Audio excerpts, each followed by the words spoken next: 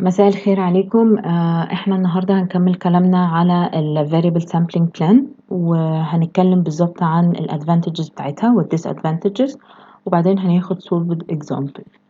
في الأول نتكلم على ال advantages بتاعت ال variable sampling plan. Actually, there are multiple advantages of the variable sampling plan. However, they are all going around the fact that in the variable plan, it depends on the measurements of the product itself. As stated before, depending on the measurement allow you to have a better insight on the quality of the lot and the product itself. And this is in comparison with the attribute data that just classify the product into defective and non-defective.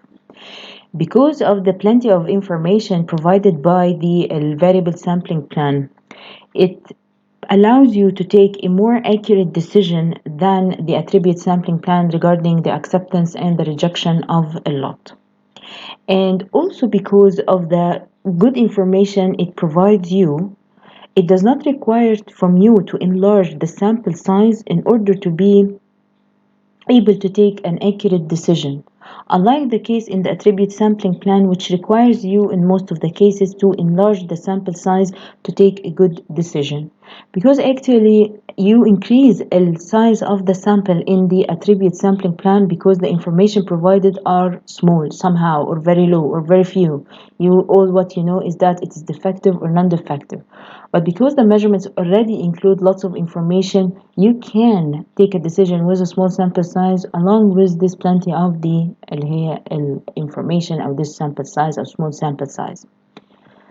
Well, in fact, if you need to compare actually between the sample size required from the variable sampling plan and that required from the attribute sampling plan, you have to design both such that they achieve the same alpha and beta so that they can be comparable.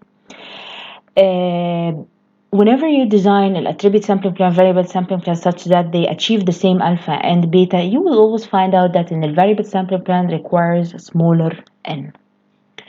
So we can summarize the advantages of a variable sampling plan in that it depends on the measurements of the product itself. This allows to provide you with plenty of information about the quality level of the product. This allows you to take a better decision or more accurate decision regarding the acceptance and the rejection of the lot. And the last thing that it requires a smaller sample size comparing with the attribute sampling plan in taking this decision.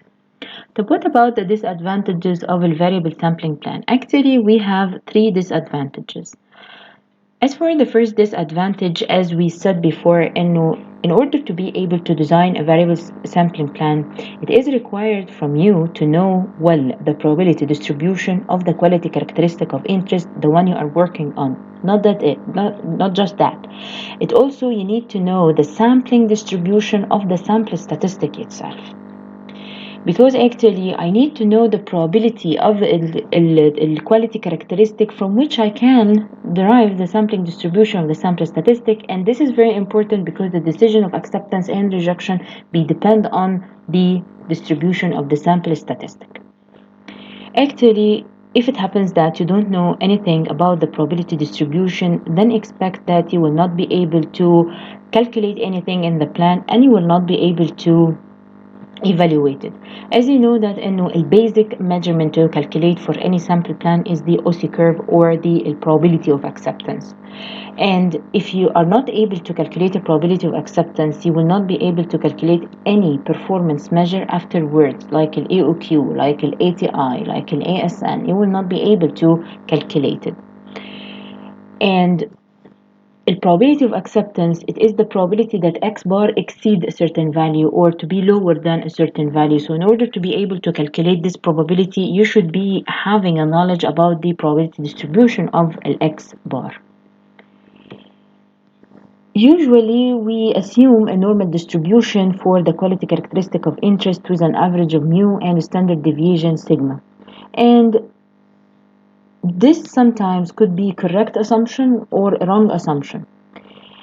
In case if you are working with the attribute sampling plan, you don't need to do such an assumption because regardless the fact you do know the distribution of the quality characteristic or not, this will not affect the fact you will not be able to design an attribute anyhow. Why? Because actually ال D اللي هو number of a defective item could be following binomial, Bernoulli, hypergeometric, Poisson distribution. It's very limited. The distribution of it is very limited, and it depends on the nature of how you measure defective items. يعني you measure it within a sample of n, you measure it within 1 unit. A sample is of size 1 unit, so actually this means that a unit to be defective or non-defective, so it's Bernoulli. Actually the distribution of D is not a major issue in an attribute. You will always know the distribution of a D. And actually distribution of D is not affected by the original distribution of a quality characteristic. So the distribution issue is not a problem in an attribute. However, it's a big problem in the variable sampling plan. You should be knowing the distribution of a quality characteristic, and from which you are going to know the distribution of a sample statistic. We usually tend to assume a normality assumption. However, we have a major problem in this assumption, because you may assume that the quality characteristic follow the normal distribution. But in fact, an quality characteristic has another distribution, another real distribution.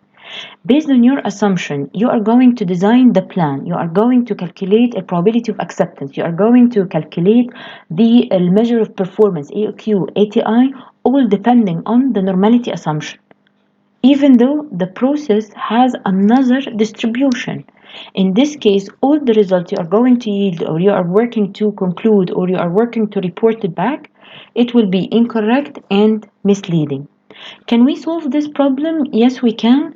We can apply some of the statistical tests known to be used in identifying the distribution of a certain variable, like, for example, Kolmogorov-Smirnov test, and it exists in many statistical software like SPSS, eViews, Stata, Minitab, such that in هو it tries to see whether or not the distribution of the given variable follow one of the hypothetical distribution or theoretical distribution, and can help in identifying the best parameter that fit this variable.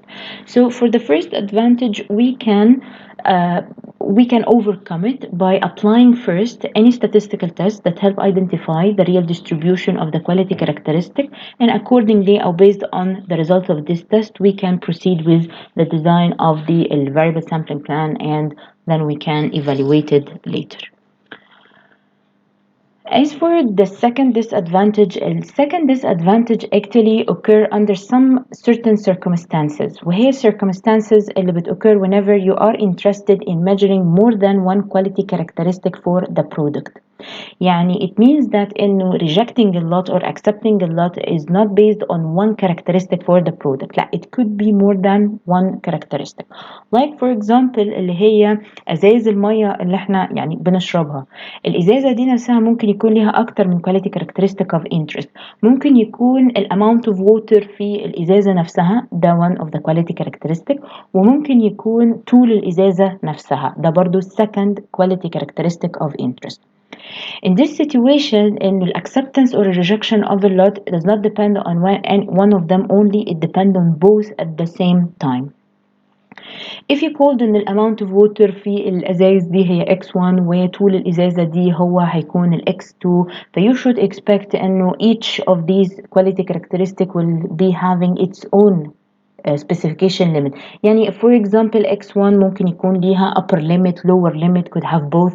ال x2 ال quality characteristic التانية ممكن يكون ليها lower limit upper limit, or إنها ليها both.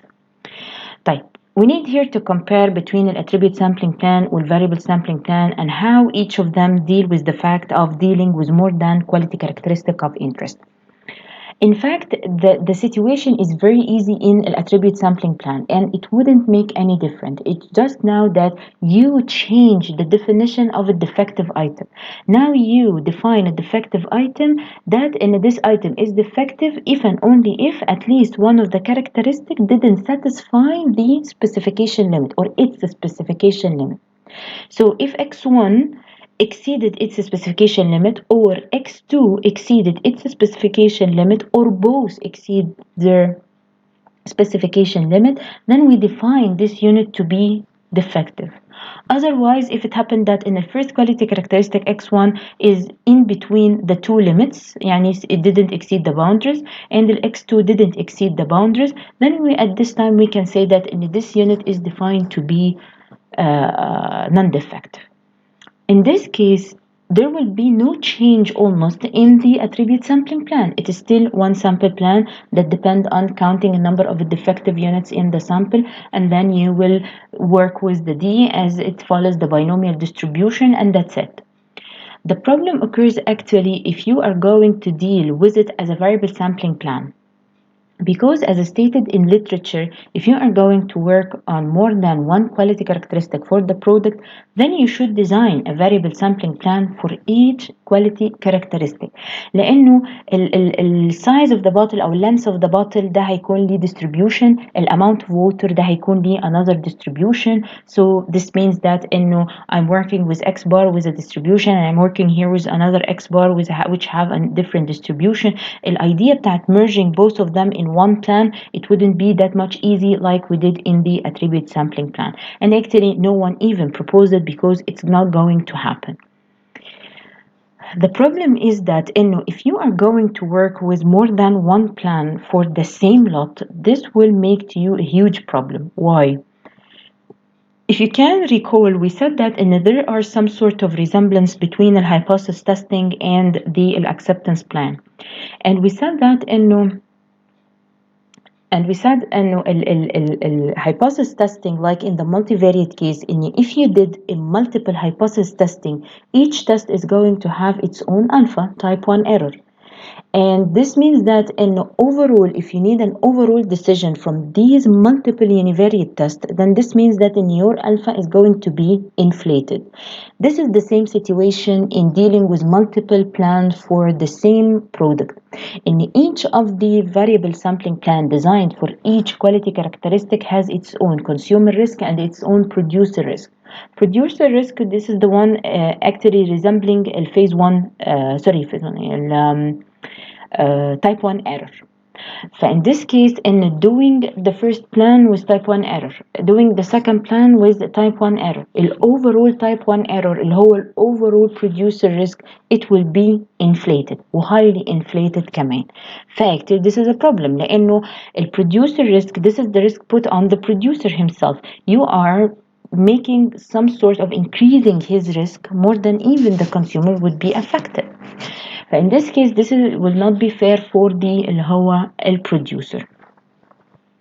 Also, one problem with this situation and dealing with more than one plan or designing more than one plan in order to take a decision regarding one lot, they weren't much obvious in literature in how a decision could be made whenever you are using multiple plans.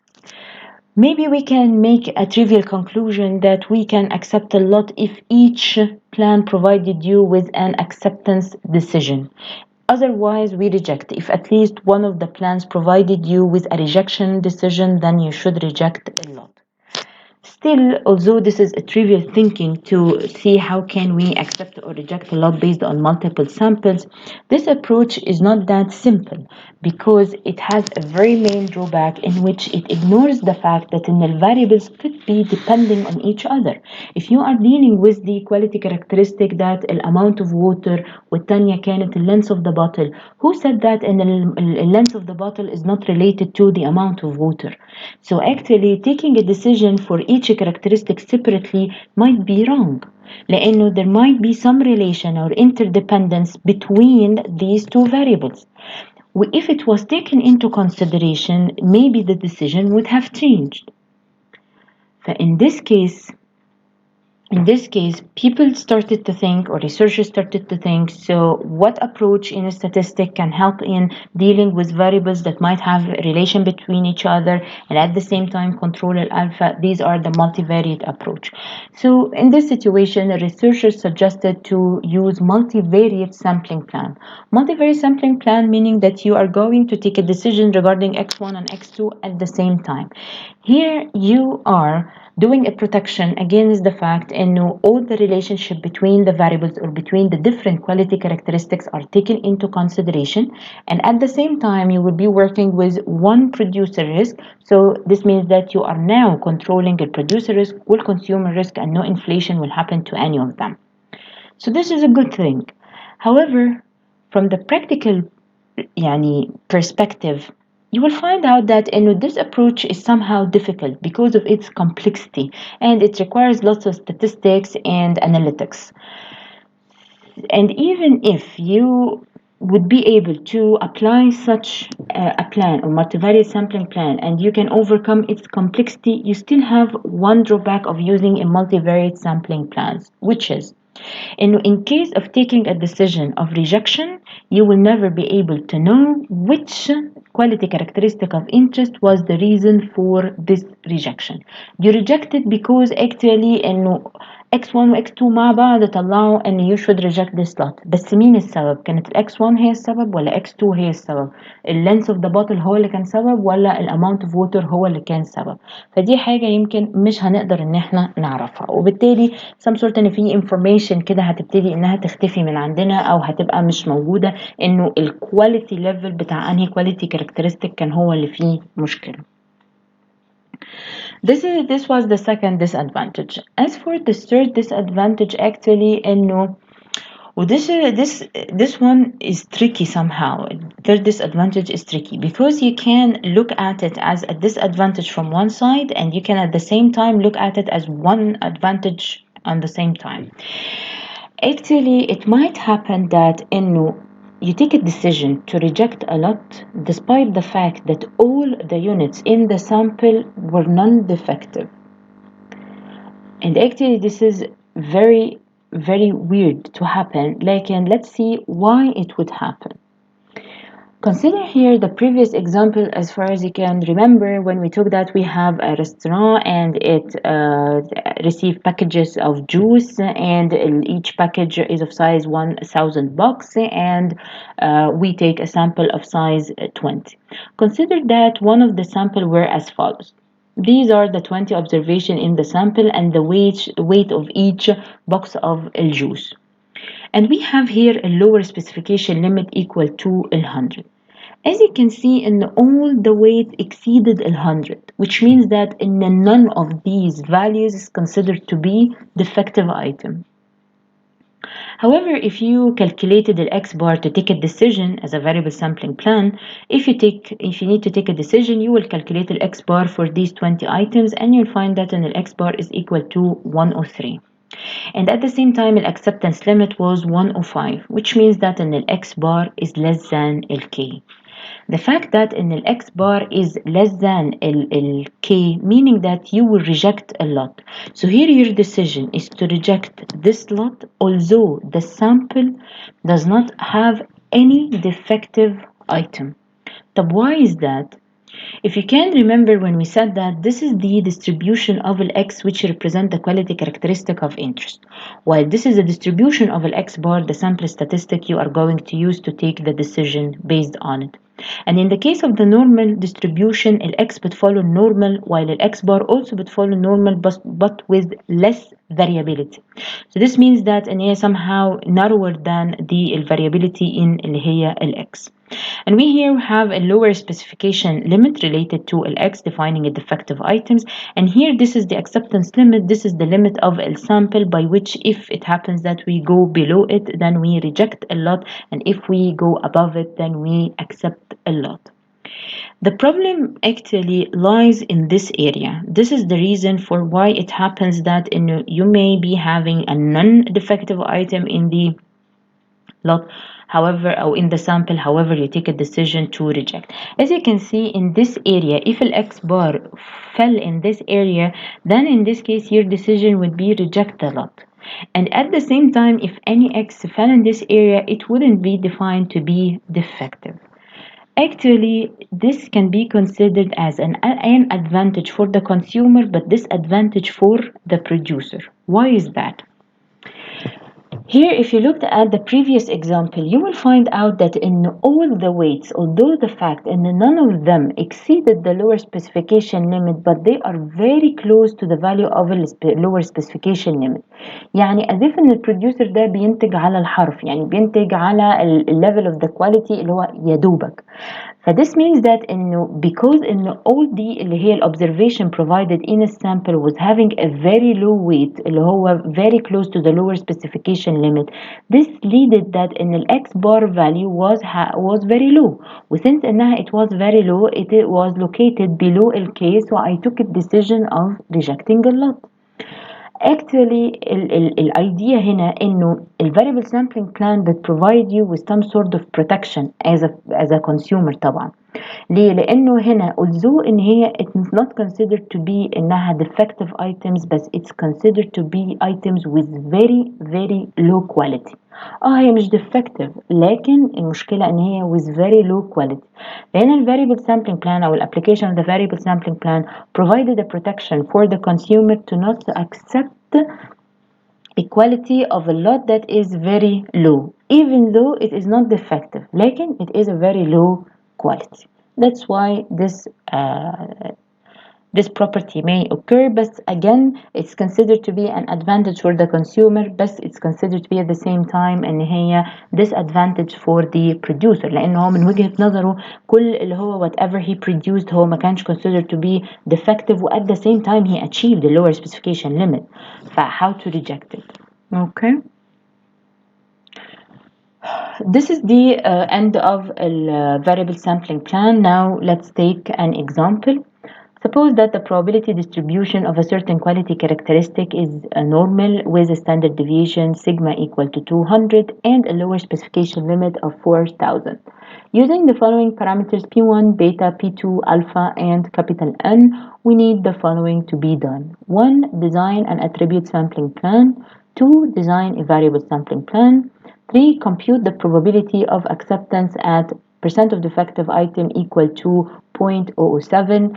And 4. If we are using rectifying inspection, compute the average outgoing quality and the average total inspection at the same quality level, P equal to 0.007. So let's start by the first one, where we need to design an attribute sampling plan achieving the consumer risk or producer risk provided. And as long as we didn't specify which one we need to satisfy exactly, we will assume that we will need to satisfy alpha exactly. So in order to achieve, if you can remember how do we calculate it, we used to assume value for C starting from C equal to 0, and then we search for an N satisfying the beta اللي هي P2 represented by P2, and then we, if it happens that it's not very closely satisfied, we increase the C by 1, so we work with C equal to 1 and so on till we reach the اللي هي combination of N and C that satisfy the consumer will produce the risk as much as possible.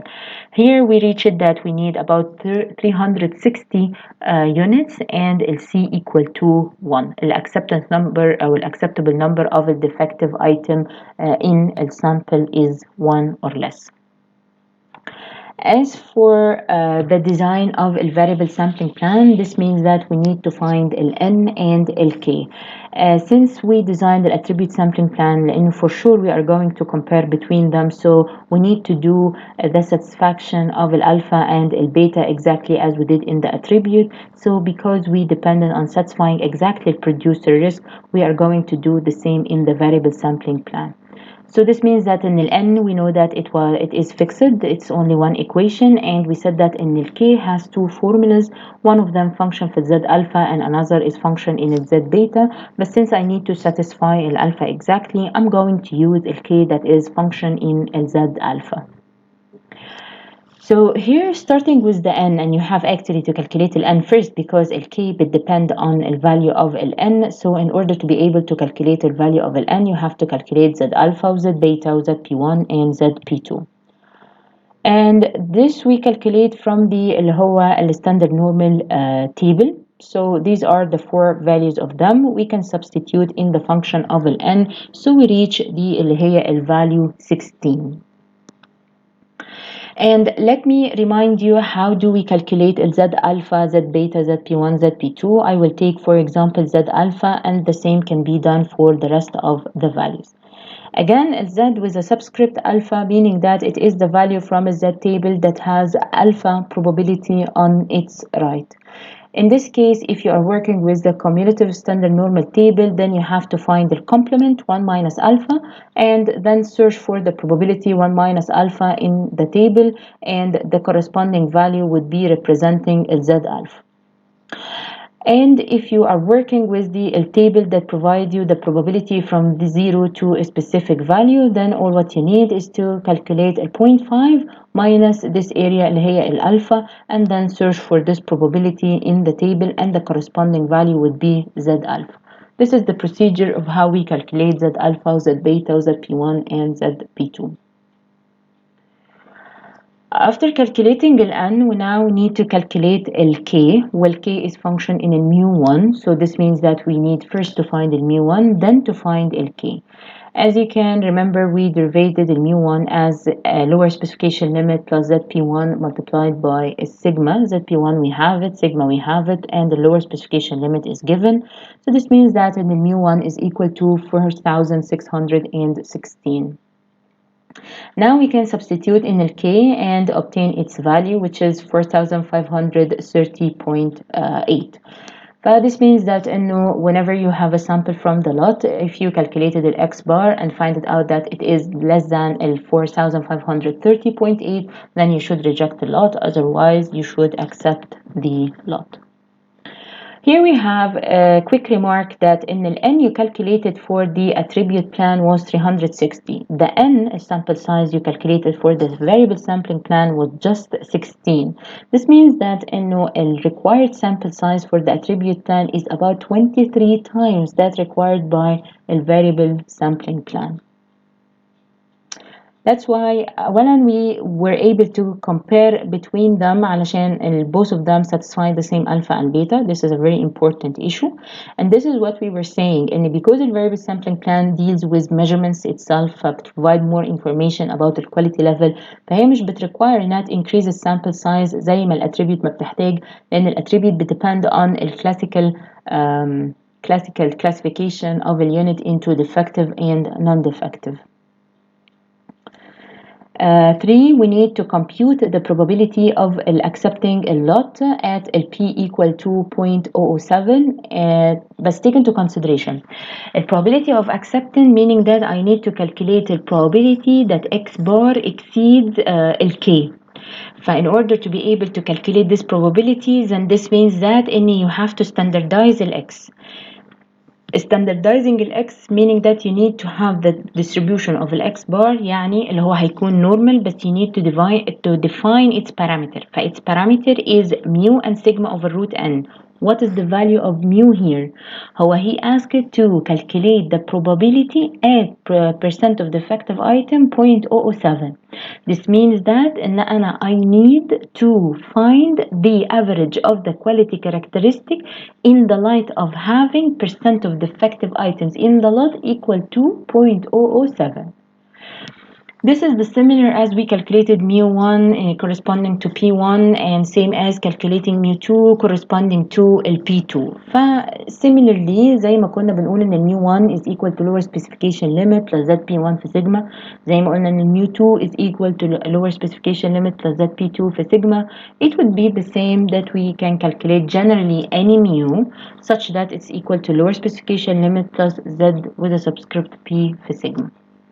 In this case, you have first to find the ZP اللي هي Z with an area on its right 0.007. So by this calculation, you may find out that the mu is equal to 4,491.452. Then we can calculate the probability of acceptance now by saying probability of acceptance is equal to probability that X bar is greater than K, given and mu is equal to this value, and again this mu is correspond a percent of defective item in the process 0.007. That's why we say now in the probability of acceptance we calculate is satisfying the fact in this is the percent of accepting a lot while having this level of quality in it. Now we need to standardize, so we say that x bar minus mu over sigma over root n is greater than lk minus mu over sigma over square root n. So this shall be Lz greater than, this is the value 0.79, so I'm having probability of acceptance of 0.214. So with this level of percent of defective items, there are only 21% chance to accept the lot. Then we need to calculate the performance measure AOQ and the ATI, the whole average total inspection. I know that we didn't discuss this issue, but we didn't need to because the variable sampling plan هنا depend on taking one sample from the lot.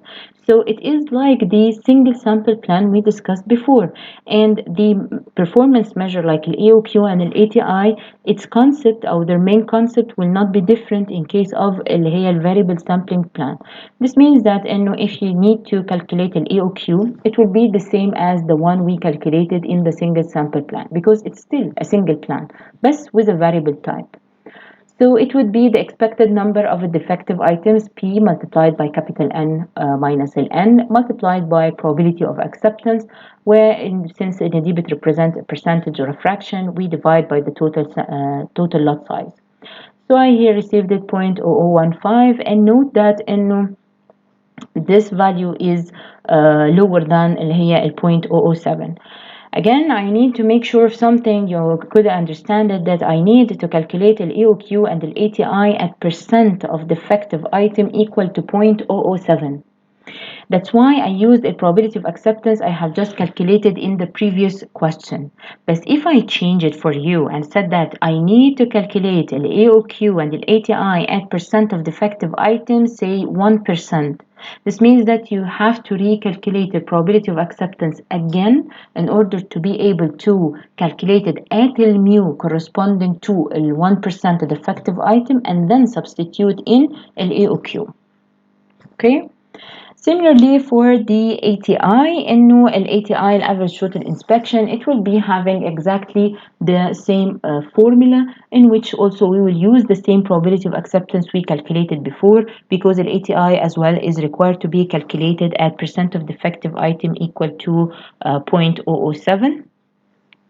Here, if you note that in an ATI is اللي هي small n, this is the small sample size. In case of that, and we are 100% sure that we will inspect the sample size, plus that we will inspect the rest of the sample.